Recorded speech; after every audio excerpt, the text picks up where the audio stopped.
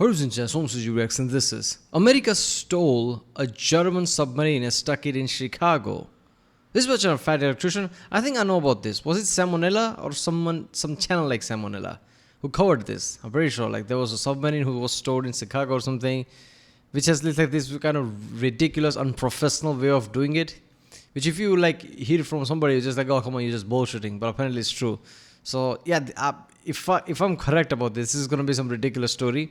Yeah, so it's from the fat electrician, like I said, and his all stories are like revolve around something like crazy happening, and the way he explains it is just awesome. So yeah, this is gonna be fun. Let's watch it. Remember, people, if you like my reaction, don't forget to subscribe. That way you can help this channel by helping the algorithm, so more people can see it, more people can get impression. I guess that's the term. I don't know. So yeah, let's do this one. You know what you call the only Type 9C German U-boat left in existence? America's. Today we're talking about the time that America stole an entire German submarine and then stuck it in the middle of Chicago. I mean, when America strategically transferred a piece of equipment to an alternate location. But first, a word from our sponsor. This video is brought to you by Warwood Tools, a family-owned business that for over 160 years has been making sledgehammers and axes right out of West Virginia using American 1060 high-carbon steel. And to this day, they still make all their tools using World War II era drop hammer forging. So if you want some tools that are going to outlast you, I would recommend Warwood Tools, and I'll have them linked in the description down below. Moving on. Okay, important context in case you don't know. During World War II, American supply lines to the European theater were absolutely devastated by German U-boats, aka submarines. These German U-boats are credited with sinking over 2,700 American ships, totaling in over 14 million tons of American ships and supplies that were put at the bottom of the ocean. Because of this, America would form what is known as hunter-killer groups, task forces of American ships who were sent out, and their entire job was to hunt and destroy these enemy submarines. Because that's just... Oh my god, 2,700. And this is in a span of a long time, basically, multiple years. So there was literally a time where it was just like, okay, it was like a usual thing, like, oh, okay, one of our boats is gonna get sunk by one of the U-boats from Germany. It's just like even the civilians know about it. Oh, okay, a boat got sunk from, German U-boat. Yeah, that makes sense. That happens. There was a regular thing. There was a period of time where there was a regular thing. Because you don't just sing 2,700. By the 1,000, it becomes a regular thing. Now imagine that mentality, right? Imagine something like that happens to you, and just like, oh, this is like everyday thing. And shit like this was happening a lot in World War, right? World War II, like, people died constantly. Way too much ridiculous number. It's just like, yeah, people died. Oh, look at that. Now, like, a few 100,000 died. Oh, look at that. 1,000,000 died. That's just insane number. That's how America gets down. We don't believe in self-defense. We believe in self-offense. It's way more efficient. And that's pretty much all the context you need. So, April 4th, 1944, a hunter-killer group known as Task Force 22.3 would set out, engage, and destroy the German U-boat 515. Absolutely everything went according to plan. Nothing was out of the ordinary. They hit it with depth charges, critically wounding the submarine, forcing it to surface one last time to allow the crew to escape before the submarine would sink below the ocean waves forever. But it was on this particular day that the American commander Daniel Gallery would take unique notice of the fact that the German submarines always surfaced to allow their crew to escape, and he decided that he was going to do something unprecedented, something that no American sailor had done since 1815. He was going to send out a boarding party and steal that enemy submarine. He immediately puts a plan into action. Literally what you would do in a GTA. Oh, you're supposed to do this mission. Oh, wait a minute. Let me press whatever, F or E. I don't know, they change it over time. Let me press this button to enter the vehicle. Can I steal it? Oh, look at that. I own a submarine now. He literally played Grand Theft Auto right there. America's strategy is awesome. Alright, we have to defend our ship. So let's take all the bombs. It's time for offense, boys. And assembling two separate boarding parties, each to be comprised of 1 officer and 8 enlisted men. And these 8 enlisted men are going to be the top 8 guys that you would absolutely want on hand to be able to address any problem that could arise with keeping this submarine from sinking to the ocean floor. People like the electrician, the machinist, the boatswain's mate, the torpedo technician. Oh, and the photographer. Yeah, one of the 8 people going on the extremely dangerous and important mission is going to be a photographer because, pics or it didn't happen, right? America's about to do some gangster shit. You best believe we're going to designate somebody to stand in the corner with the camera and yell "World Star" while we do it. June 1st, 1944, Task Force 22.3 receives intel that there's an enemy submarine operating off the coast of Africa. That submarine would turn out to be U-boat 505, and they would head to it immediately. And this poor U-boat has absolutely no idea what's coming for it, because at this point in time, this task force is comprised of the flagship and escort carrier, the USS Guadalcanal, as well as 5 destroyer escorts, the USS Pope, the Pillsbury, the Jinx, the Chatelaine, and the Flaherty. And if you don't know what a destroyer escort is, at this point in time, it is a ship that has one job and one job only, and that is to fuck up enemy submarines. Okay, this hunter-killer group is rolling up on this U-boat like Debo on a beach cruiser. Somebody's about to have a bad day, and it's probably not going to be them.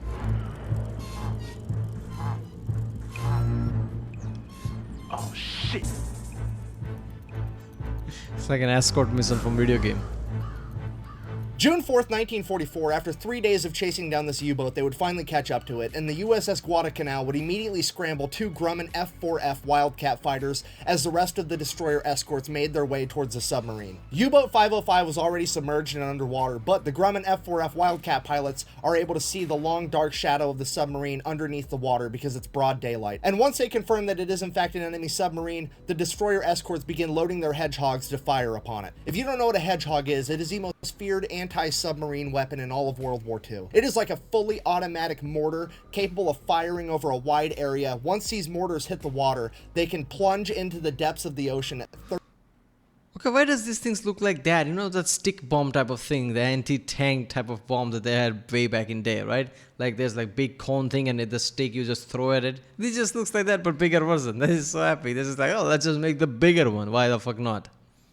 33 feet per second, and as soon as they make impact with anything, they will explode and destroy it. The hedgehogs would detonate early, not scoring a direct hit, but still rocking and damaging the submarine, jamming its propeller, and putting out its lights. Quickly realizing they hadn't done enough damage, the destroyer escorts above would begin launching depth charges. The depth charges would rupture the hull of U-boat 505, and the entire submarine would be forced to surface one last time as a hatch would open, and all the German sailors would begin flooding out onto its deck and into life rafts. At this point, the American boarding party grabbed their Tommy guns, hopped in their whaling boat, and made their way over to the submarine. They received no resistance from the Germans as they made their way down the hatch into the sub and began working on it to try to save it. Okay, time out. I need to make sure that you fully grasp how ridiculous what these 9 Americans are about to do actually is. Okay, you have a German U-boat that is so critically damaged that the 50 men that have been living on this U-boat, that have been trained on this U-boat, this U-boat has controls in their language and in their units of measurement. And they have decided cumulatively that, hey, this thing is so damaged that we need to run for our lives. And then while they were evacuating, they would also place scuttling charges, which are large explosive devices that detonate, ensuring that the ship sinks so that America can't retrieve it. So not only is the situation so bad that 50 of them can't fix it, but they made the situation worse on their way out. And you now have 9 Americans, one of which is a fucking camera guy, going in there to do what they couldn't pull off. This mission is seemingly impossible and borderline insane, but they do it anyways because... Okay, seriously, man, what the fuck? You know, I didn't know about the charges. So they actually put charges back then to make sure that it sinks. How the fuck they're gonna do, like, overcome this? This is like Hollywood level shit. Again, like, is there gonna be any video from Flight Electrician that I'm gonna say, like, it's not like Hollywood? Right? This is all Hollywood shit. Like, how does that work? How they're like, oh, fuck it, we're not just gonna dodge the charges and disarm them. We actually make sure that this submarine stays useful. The people who, like, whose prized possession this was, and people who like 100% trained for it, said like, fuck it, this is too much, and we're bailing out because this is gone. And now somehow they're gonna save it, and they fucking did. Otherwise this video wouldn't exist. So they probably did. How'd that happen? Imagine Germans like, okay, so you assholes ran away because you couldn't save it, and somehow those people who have no idea about it somehow saved it. America. So they get inside the sub and begin going to work immediately. The torpedo technicians and ordnance officers begin defusing scuttling charges as the electricians go to work at trying to get the bilge pumps back up and running to pump water out of the submarine. And the damage control men and the machinists begin working on plugging holes and getting the motor back up and running. And while all of this is going on, the officer in charge of the American boarding party, Lieutenant Albert David, notices that the submarine is sinking so fast that there is now water pouring into the open hatch on top. And it is at this moment that he has to make a split decision. He either has to get his men out and save their lives, or he has to shut the hatch and give them more time to work. But if they can't pull it off, they are all going to die in that submarine. And without thinking twice, he closes the hatch. A few minutes later, the second boarding party would board U U-boat 505 and they would attempt to open the hatch to get inside the submarine and help, but the sinking submarine had created such a powerful vacuum that it was impossible. So they did the next best thing. They got a tow line, tied the U-boat 505 to the USS Guadalcanal as the USS Guadalcanal began towing the now sinking U-boat. Feeling that they were now moving, the Americans on the inside had an ingenious idea. You see, the U-boat didn't have enough power for anything but lights. They were running entirely on batteries. The reason they didn't have power is because the propeller was jammed, and the propeller was jammed because they couldn't get the motor going again. So what they did was they disconnected the drive shaft between the motor and the propeller, allowing the propeller to free spin in the current of the USS Guadalcanal as it's being towed. This would turn the alternator, generating power and giving the U-boat enough.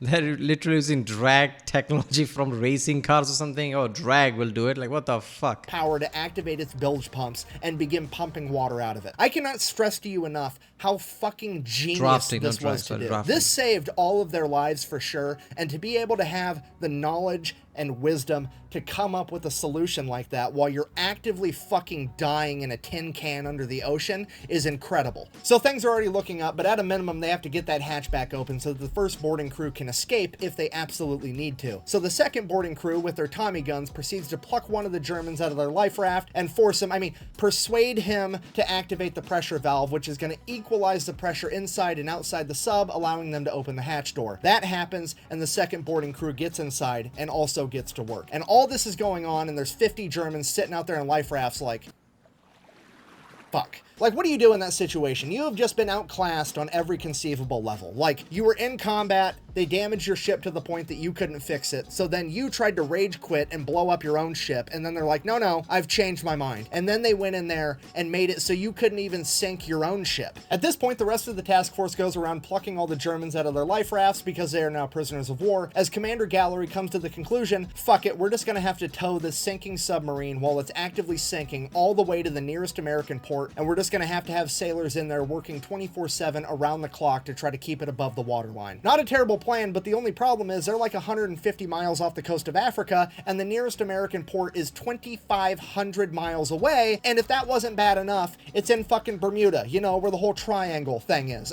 The disrespect with this is absolutely palpable. Could you imagine being one of these Germans sitting there like, not only are you not allowed to sink your own ship, you're not even allowed to rage quit. The Americans come in, steal your shit, and now they're gonna joyride it through the Bermuda Triangle and not even lose it just to flex on you like that? It's ridiculous. So they get everything buttoned up and they get underway, headed out to Bermuda. Bermuda Triangle? Bermuda Triangle ain't shit. This is our place. This is insane, man. From near coast to Africa all the way to America while it's sinking. How long did it take to basically reach there? And how much they've worked on it? This is insane, man. At which point, a couple days later, the commander of the German submarine wakes up in the infirmary on the USS Guadalcanal. Apparently, he had been hit in the head and lost consciousness for a number of days. At which point, Commander Gallery comes down to have a conversation with him, and he's like, hey, here's the deal. We stole your sub. We're towing it to the Bermuda Triangle for a joyride. It's gonna be great. The German commander absolutely refuses to believe him. He's like, that's not possible. I had 50 dudes. They weren't able to save that sub. We scuttled it on the way out for insurance. There's no way that you managed to keep that sub from sinking. At which point, Commander Gallery is like, oh, well. You should, but you think this is dickhead? Look at this metal and everything. Don't you think this is your U-boat? Where do you think you are? Here's all the shit from your office that's distinctly not waterlogged. Also, if you look out the window, we're towing your submarine behind us right now. He's not At in which submarine. point, the German officer completely loses his shit. He starts crying. He's completely inconsolable. He's like, when my chain of command finds out that this happened, they're going to torture me, and then they're going to kill me. Or the other way around. I don't know. This is absolutely terrible. But Commander Gallery, being the cool guy that he is, he's like, hey, buddy, pal, friend, you're going to sit in a nice POW camp for the duration of the war. You're not going home, though. You're not going anywhere. What you talking about? We're going to win, and by the time you get to go back home, you're not going to have a chain of command, and all of your leadership infrastructure is going to be completely dismantled. I wouldn't worry about it. Didn't really make him feel better, but I thought it was funny. Now, so they're still making their way towards that big triangle. Buddy, you're not going to have a country, let alone chain of command. Nothing's going to exist. We're probably going to erase your name as well. thing, but pulling this submarine and keeping it from taking on water is a constant struggle, and it's starting look to at this look like shit. they're not going to be able to keep enough water out of this submarine long enough to get it all the way to Bermuda. So they start interviewing Germans, trying to find one with technical knowledge that would be willing to help them keep it afloat. And that is when they come across a young German sailor by the name of Felix Ewald, and he would inform them that not only is he not German, he's definitely not a Nazi, and he's certainly not a fan. He was conscripted when the Nazis invaded Poland, and he was basically being forced to be there, and that if America wanted help, he was happy to do so. So he would immediately go to work helping the Americans keep the submarine afloat the entire time as they traveled back to Bermuda. As the remaining German POWs began asking questions, what happened to Felix? What happened to Ewald? Where is Ewald? And they began looking for him every chance they got, searching everywhere they could find him. The Americans had told him that they killed him, but they didn't believe it because they knew he was Polish too. So they just kept looking and looking, scanning everywhere. And this would be the inspiration for the childhood book, Where's Waldo? I'm just kidding, I made that part up. Anyways, with the help of Felix, they managed to tow this submarine all the way to Bermuda. They get it fixed up, it's definitely not going to sink, at which point they get to go in and really start looking at what intel they had managed to gather. And holy shit, there is an up-to-date, active Enigma cipher machine on board. This is what the Germans were using to send all their secret military communications, and it could prove absolutely invaluable. They also had a bunch of up-to-date ciphers and a bunch of other documents that were deemed so important that they were printed on water-soluble paper, so that if the boat did sink and these documents got wet, they would completely disintegrate and be unrecoverable. It is at this point that the American leadership decides the Germans have to think that this boat went down and everyone died. We cannot let them know that we have this information because now we're going to be able to decode all of their secret transmissions, and we don't want them to change the code. So they take U-Boat 505, they actually paint it to look like an American submarine and then start referring to it as the USS Nemo, which if you don't know is Latin for no one. They then take all the German POWs from U-Boat 505, send them to Louisiana, where they are going to be completely segregated from all the other POWs, so nobody knows who they are or where they came from. All the American sailors are then ordered to turn over all of the souvenirs that they gathered out of U-Boat 505 and to shut the fuck up about it. And as far as anyone on the planet needs to be concerned, this U-boat is at the bottom of the Atlantic Ocean, 150 miles off the coast. Yeah, this is like Ocean 11 level of shit, right? What they did, right? Just imagine the level of ingenuity, level of drive you need to do this shit, right? And especially this guy, like, where's this police guy? Where's this police guy? And just look at outside the window and he's just like, hello, dickheads. I'm helping them. Of Africa, nobody can know that we have this. But if those Germans weren't allowed to write home through the Red Cross, that's technically a Geneva Convention violation. But first of all, when you're on the winning side, those aren't actually rules, they're more like suggestions. The code is more what you'd call guidelines than actual rules. Secondly, let's just be honest here. If you were a POW in World War II and the worst thing that happened to you is you weren't allowed to write home while you were being well fed and treated with dignity, you came out on top. All right, so somehow the United States manages to keep this thing a complete secret. I mean, come on, this is like World War, and you know, it's like World War, emphasis world. If you want to keep any basically law or Geneva Conventions, uphold any of that, there is like unwritten thing that maybe not everybody should be at war, because if everybody is not at war, there's like 2 or 3 people, everybody else can basically uphold this thing or pressure people to uphold these things. If everybody is at war and everybody is doing unspeakable things, it's like, what's the point? Right? Like city of thieves. What's a legal system there? Right? What's wrong and right? Until May 7th, 1945, when Germany issues their unconditional surrender. And it is at this point that the smack talking can now commence, because now we are going to take this submarine, you know, the only remaining Type 9C German sub left on the planet, even though they manufactured hundreds, we sunk all of them, except for this one. Now we're going to drive that bitch to Philadelphia and use it to raise funds, and anybody that buys a bunch of war bonds can get a guided tour of this German sub, because a lot of people quit buying war bonds after Germany surrendered because they thought the war was coming to an end and we were still fighting the war in the Pacific against the Japanese, so this was like a huge fundraising opportunity, and that's exactly what they did. They sold a ton of war bonds. As soon as that started slowing down, hey, we'll tow it to another major US city. They towed it up to New York. Then New York bought a bunch of war bonds. And then World War II would finally come to an end when Japan issued their unconditional surrender, and now we've got this German submarine and we don't know what to do with it. So the US government does what the US government do, and they're like, hear me out, what if we shot nuclear bombs at it for science?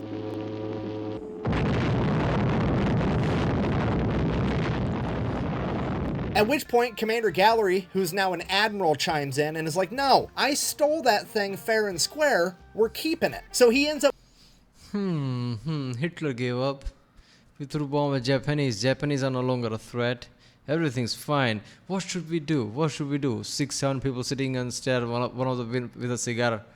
What if we blow it up? Like, huh? That seems over right. It's America, Jack. Up orchestrating a deal with the city of Chicago where the U.S. government will donate the submarine to the city of Chicago as long as the city pays to have it shipped all the way there. And that's exactly what happens. They took a Type 9C German submarine, the whole thing in one piece, and put it in Chicago, you know, like the major city that's the most inland of any other city in America. It's literally fucking 2 Germanys into America. Yes, that is to scale. An incredible logistical feat is the icing on the cake for one of the most amazing and utterly disrespectful stories to ever come out of World War II. And I'm happy to say that if you would ever like to go see U-Boat 505, you still can, because it is still in Chicago today at the Museum of Science and Industry, where it currently sits as a proud member of the 2nd largest navy on the planet, America's fleet of museum ships. Thank you for watching. Best way to support the channel is go buy some merch at thefatelectrician.com. Quack bang out. On June 19th, There's more. the U-505 was towed into Bermuda, and there remains as a prize of war, one less wolf to hunt. That was such an insane story, man. They just perform Grand Theft Auto like a fucking video game, not an actual meaning of the sentence. I'm talking about the fucking game, right? Game technique, right? Basically yeeted that out of the through the Bermuda Triangle. Bermuda Triangle? Fuck that shit. This is my big deal. We're at the big leagues right now. Bermuda Triangle can shut the fuck up. Took the fucking submarine, just went to like God. Seriously, the stories back then, especially of the Americans, the level of ingenuity and just passion all around, like, you can't like think of like anybody else doing it. Like, there's some form of fear, there's some, oh, we can't do that type of thing. I don't think any Americans who was tasked with this ever thought of that. We can do it. Fuck that, we can do it. We definitely can do it. And they actually did this impossible shit. And knowing how Germans were like, you know, technologically advanced in a way, like, even in today, like, it's an engineering hub. That was the case back then as well with the U-boats and shit. Even they're like, oh, this shit is gone. We are running away, putting bombs in. It's like, oh, we can salvage this. How the fuck did they do that? Right, well, there was America stole a German submarine and, you know, is it a stealing? Is it a stealing? They were about to blow it up and they just salvaged it and stuck it in a Chicago. I channel The Fat Electrician. If you like my reaction, don't forget to subscribe, and I'll see you next time.